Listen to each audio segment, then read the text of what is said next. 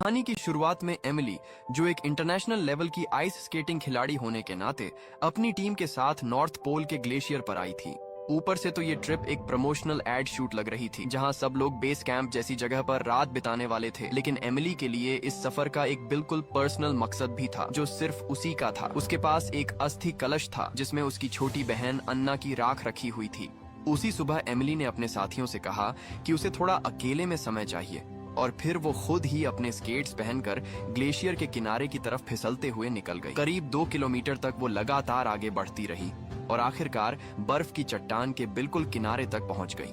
उस पल उसे लगा कि उसने आखिरकार वो जगह ढूंढ ली है, दुनिया की सबसे खूबसूरत जगह, जो अन्ना के लिए बिल्कुल सही है। लेकिन वो अभी राख बिखेर भी नहीं पाई थी कि अचानक बर्फ का किनारा टूट गया। उसके पास न तो संभलने का समय था और न ही मदद के लिए पुकारने का मौका। सब कुछ इतनी तेजी से हुआ कि वो कुछ समझ ही नहीं पाई। जब उसे दोबारा होश आया तो उसने खुद को एक तैरती हुई बर्फ की चट्टान पर पड़ा हुआ पाया, जो धीरे धीरे उत्तर की तरफ बह रही थी। चारों तरफ बस अंतहीन आर्कटिक महासागर था, जहां दूर दूर तक कुछ भी नजर नहीं आ रहा था। इसी बीच ये खबर तेजी से फैल गई। रेडियो पर एंकर बहुत संभलकर शब्दों का इस्तेमाल करते हुए बता रहा था कि एक युवा इंटरनेशनल फिगर स्केटिंग खिलाड़ी उत्तरी ग्लेशियर में लापता हो गई है, लेकिन उसका नाम अभी तक आधिकारिक तौर पर जारी नहीं किया गया है। तेज हवाओं और बर्फीले तूफान ने उसके सारे निशान मिटा दिए थे। एक संभावना ये भी जताई गई कि शायद वो ग्लेशियर के किनारे से फिसलकर सीधे बर्फीले समुद्र में गिर गई हो। इसके तुरंत बाद सर्च ऑपरेशन शुरू कर दिया गया, लेकिन टीम सिर्फ तय ग्रिड के हिसाब से इलाके को बार बार स्कैन कर पा रही थी। हर बार रिपोर्ट नेगेटिव ही आती, न कोई सिग्नल, न कोई फ्लेयर, न ही किसी तरह की गर्मी का संकेत, सिर्फ लगातार हिलती हुई बर्फ की चट्टानें। और उसी समय एमिली उनसे कई मील दूर एक दूसरी तैरती हुई बर्फ की चट्टान पर अपनी जान बचाने के लिए किसी भी काम की चीज ढूंढने में लगी हुई थी। उसके पास बहुत कम सामान था, उसके फोन में कोई सिग्नल नहीं था और मदद मांगने का कोई तरीका भी नहीं था। ऐसे में उसने बस एक ही बात सोची, पहले किसी भी तरह जिंदा रहना है। उसने अपने साथ रखी चीजों में से कागज के पन्ने फाड़े, फिर दूरबीन का लेंस निकालकर उसे सूरज की रोशनी के सामने सेट किया, ताकि वो रोशनी को एक जगह फोकस कर सके। आर्कटिक की धूप बहुत हल्की और ठंडी होती है, लेकिन फिर भी वो बिना हिले डुले अपनी सांस रोककर इंतजार करती रही। कुछ देर बाद कागज के ऊपर हल्का सा धुआं उठने लगा और फिर धीरे धीरे एक छोटी सी आग जल उठी। उस पल उसके चेहरे पर एक हल्की सी मुस्कान आई। यहाँ फंसने के बाद ये उसकी पहली मुस्कान थी। दुनिया से पूरी तरह कटे हुए उस बर्फ के टुकड़े पर उसने सबसे पुराने तरीके से सूरज से थोड़ी सी गर्मी हासिल कर ली थी। इसके बाद उसने आसपास की बर्फ को इकट्ठा करके एक बर्तन में रखा, उसे आग के पास ले जाकर धीरे धीरे पिघलाया और फिर उस पानी को अपने थर्मस में भर लिया। रात होते ही एक तेज बर्फीला तूफान आ गया। एमिली ने जल्दी जल्दी टेंट लगाया और उसके अंदर घुसकर खुद को कसकर लपेट लिया, लेकिन टेंट का कपड़ा बहुत पतला था, जो उस तेज तूफान के सामने बिल्कुल कागज जैसा कमजोर साबित हुआ और कुछ ही देर में वो फट गया। तैरती हुई बर्फ की चट्टान उफनते हुए समुद्र में जोर जोर से हिलने लगी। उस हालत में एमिली ने किसी और चीज की परवाह नहीं की। उसने बस अपनी बहन के अस्थि कलश को कसकर पकड़ लिया। वो छोटा सा लकड़ी का डिब्बा इस सुनसान जगह में उसका आखिरी सहारा था, और वही एक वजह थी जिसकी वजह से वो अभी भी हार नहीं मान रही थी। अगले दिन सर्च टीम के पायलट ने रिपोर्ट दी कि उन्होंने पूरे इलाके को 2 बार स्कैन कर लिया है। पिछले दिन आए भीषण तूफान में अगर कोई इंसान खुले में फंसा हो तो उसके बचने की संभावना लगभग 0 होती है। पायलट ने कंट्रोल सेंटर से पूछा कि क्या सर्च जारी रखनी चाहिए या वापस लौटना है। कुछ पल की खामोशी के बाद एक ठंडी आवाज आई, रेस्क्यू ऑपरेशन को खत्म करने का आकलन किया जा रहा है। ठीक उसी समय जब बाहर की दुनिया उसे छोड़ने की तैयारी कर रही थी, एमिली अब भी जिंदा थी। वो टेंट से बाहर निकली और पहली ही नजर में ठिठक गई। जमीन गायब हो चुकी थी। पिछली रात के तूफान ने उसे न जाने कहां पहुंचा दिया था। चारों तरफ नजर दौड़ाने पर उसे बस अंतहीन समुद्र दिखा, जहां सिर्फ तैरती हुई बर्फ थी।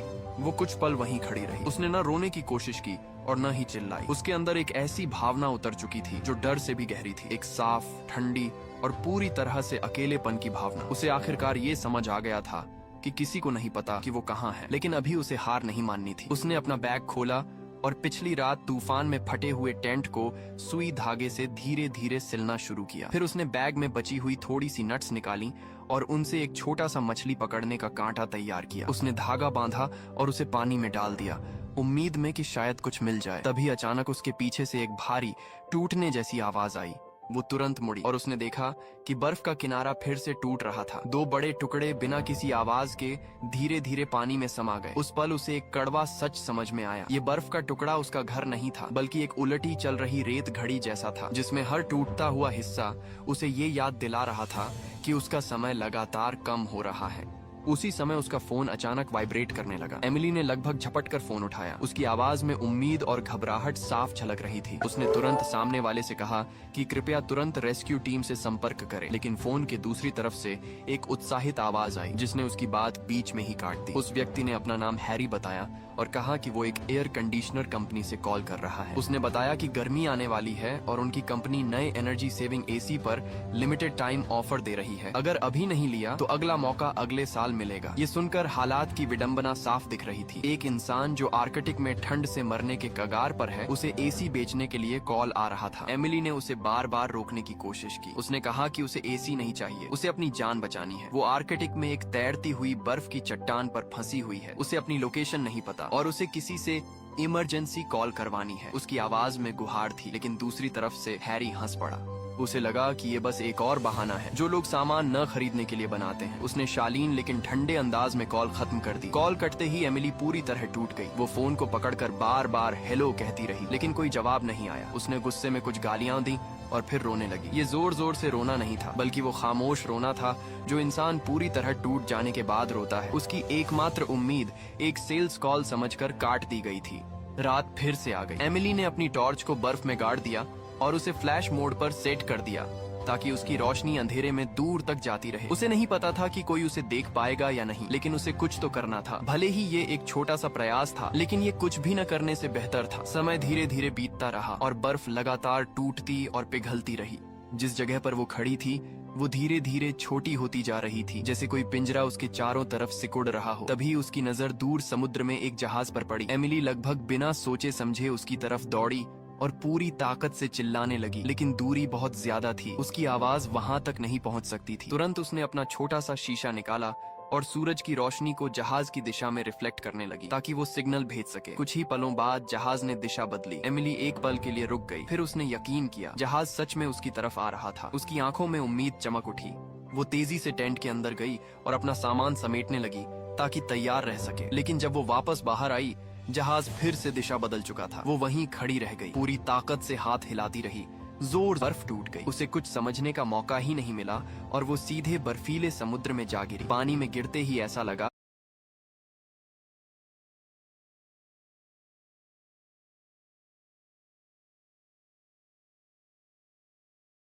जैसे हजारों सुइयां एक साथ उसकी त्वचा में चुभ रही हों। वो पानी के अंदर तड़पने लगी। सांस लेने की कोशिश में पानी उसके अंदर जाने लगा।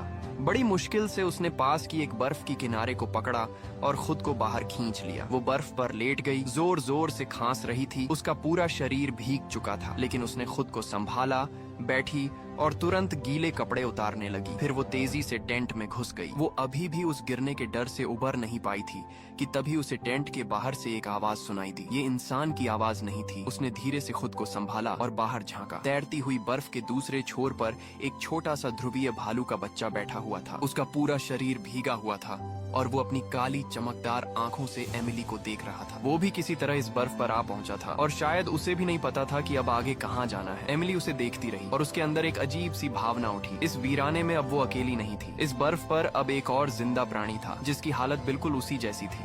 उसने अपने पास बची हुई थोड़ी सी नट्स निकाली और उस बच्चे की तरफ फेंक दी। भालू का बच्चा धीरे धीरे आगे आया और उन्हें खाने लगा। तभी दूर से एक भारी गर्जना सुनाई दी। माँ भालू आ चुकी थी। एमिली ने तुरंत पीछे हटकर टेंट के अंदर खुद को छुपा लिया और सांस रोककर बैठ गई। टेंट के कपड़े के पार उसे बाहर हलचल दिखाई दे रही थी। वो बिल्कुल हिले बिना इंतजार करती रही। कुछ देर बाद वो परछाई धीरे धीरे दूर चली गई और भालू का बच्चा भी उसके साथ चला गया। टेंट के बाहर फिर से सन्नाटा छा गया, जहाँ सिर्फ समुद्र की लहरों के बर्फ से टकराने की हल्की आवाजें आ रही थीं। शायद बहुत कुछ झेलने के बाद या शायद उस जहाज के चले जाने के बाद उसकी आखिरी उम्मीद भी खत्म हो चुकी थी। एमिली ने अपनी बहन की तस्वीर को काफी देर तक देखा और फिर धीरे से वो बात कह दी जो उसने करीब 20 साल से अपने दिल में दबा कर रखी थी। मुझे माफ कर दो। अन्ना की मौत उसकी जिंदगी का वो घाव था जो कभी भर नहीं पाया। ये दर्द हमेशा उसके अंदर रहा, उसकी सारी उपलब्धियों और तालियों के पीछे छुपा हुआ। लेकिन इस वीरान बर्फ के टुकड़े पर, जहाँ न कोई दर्शक था न कोई रोशनी और शायद न ही कोई कल। उसने आखिरकार वो शब्द बोल दिए। ये उसने इसलिए नहीं कहा क्योंकि कोई सुन रहा था, बल्कि इसलिए क्योंकि उसे खुद नहीं पता था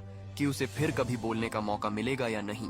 रात गहरी हो चुकी थी, तभी फोन फिर से बजा। इस बार भी कॉल हैरी का ही था, लेकिन उसकी आवाज पहले जैसी नहीं थी। इस बार उसमें वो हल्कापन नहीं था, बल्कि एक अजीब सी गंभीरता थी। उसने बात शुरू करते ही एमिली से कहा कि ये उसकी आखिरी कॉल है। एमिली एक पल के लिए समझ ही नहीं पाई।